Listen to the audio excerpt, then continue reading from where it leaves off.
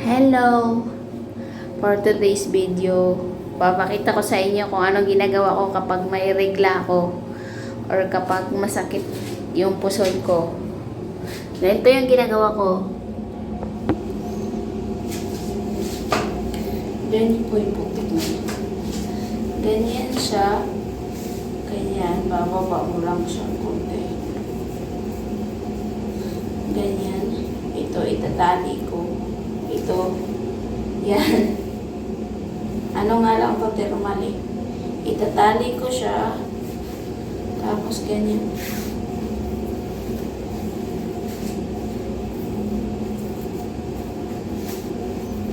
Tapos.